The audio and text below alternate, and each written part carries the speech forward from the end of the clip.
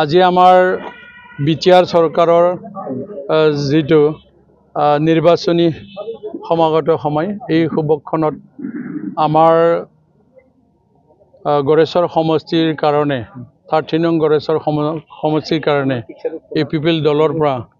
শ্ৰদ্ধাৰ আমাৰ জিলা কমিটিৰ উপসভাপতি মাননীয় বিপুল কুমাৰ বসুমতাৰী ডাঙৰীয়াক প্ৰাৰ্থী হিচাপে প্ৰক্ষেপ কৰিছে যেহেতু তেখেতক দলৰ নীতি আৰু আদৰ্শৰ মাজত সংবিধানৰ গন্ধিৰ মাজত এজন প্ৰতিনিধিত্ব হিচাপে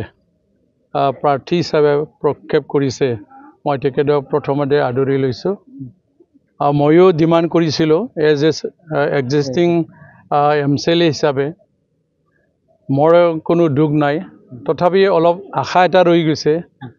মই এই 5টা বছৰত একবাৰ যদি এমএলএ আসনটো যদি পাওঁ এই 5টা বছৰে মই প্ৰতিনিধিত্ব কৰি ৰাজনীতিক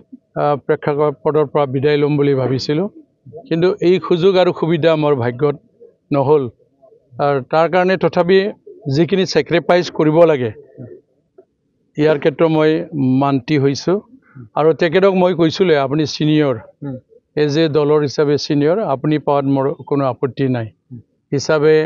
আমি চিন্তা কৰা মতে দলৰ নীতি আৰু আদৰ্শৰ মাজত বিপুল কুমাৰ বসুমতাৰী ডাঙৰীয়াকে প্ৰাৰ্থী হিচাপে প্ৰক্ষেপ কৰিলে আৰু যিখিনি ৰাইজে মোক নিজৰ মানে পক্ষ বুলি মোক ভক্তি কৰিছিল তেখেতসকলে বহুত দুখৰে এই 3 দিন ধৰি মানে অলপ দুখত আছে প্ৰাৰ্থী পাব না নাই দিব না নাই এনেকেও আশাত থাকিল দিয়া পিছতো নপোৱাৰ বহুত বেদনা দুখ ময়ো বহুত দুখ পাইছিলো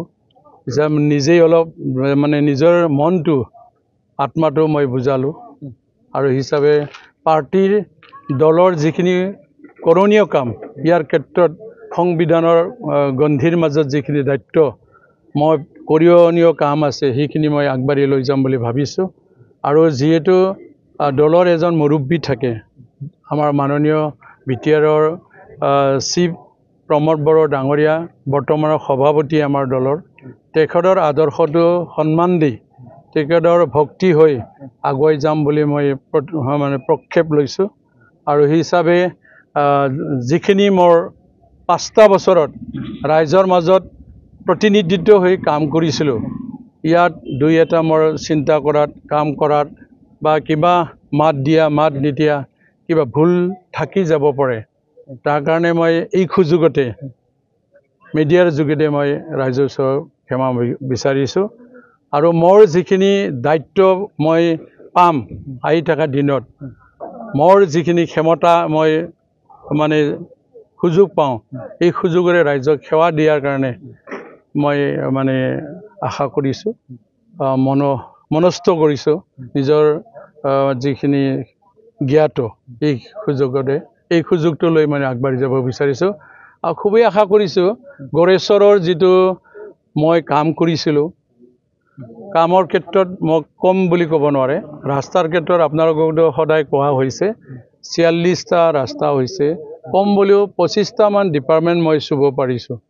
আৰু চিফ মহোদয় একদম নিয়াৰেষ্ট কাৰণে মোৰ মানে অন্তৰংগ মানুহ কাৰণে মই কিছু কাম পাবলৈ পাৰিছো তেখেতৰ বিশেষভাৱে টেকনিক্যালি কিবা অসুবিধা হৈছে মোক এই মানে প্ৰাৰ্থীত্ব দিয়াৰ ক্ষেত্ৰত মোৰ এতিয়া বৰ্তমান নিজেই মনটো মানে সন্তুষ্ট কৰিছো মই কোনো দুখ বেদনা নাই তো হিচাপে যেটো সময় আছে আমাৰ বয়স আছে আৰু ৰাজনীতিৰ এটা অভিজ্ঞতা হল ইয়াৰ এক্সপেৰিয়েন্স টিকিট নাপাৰো এক্সপেৰিয়েন্স হাৰাৰ এক্সপেৰিয়েন্স দুবাৰকৈ মানে মন্ত্ৰী পদবী আসনত থকা ইএমক মই মানে হাৰাব পাৰিছো পৰাজয় কৰিব পাৰিছো যেহেতু মোৰ লগতো কিছু মানুহ থাকাটো বুলি মোৰ বিশ্বাস আৰু এই গড়েশ্বৰৰ যেহেতু আমাৰ 90টা বুথ কমিটি আছে বুথৰ প্ৰতিনিধিত্ব হিচাপেও কাম কৰি আছো মই হিচাপে নিশ্চয় গড়েশ্বৰটো উদ্ধাৰ কৰিব পাৰিম আৰু আমাৰ দুখত থকা যিখিনি ব্যক্তি বা লিডাৰশ্বিপ কৰি আছিল তেখেতসকলক মই আহ্বান জনাইছো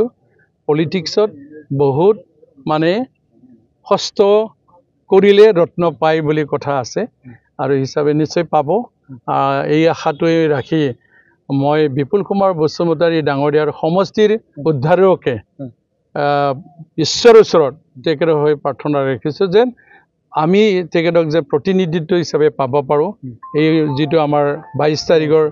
নিৰ্বাচনত এই আশাৰে মই মোৰ বক্তব্য সামৰিছোঁ। ধন্যবাদ।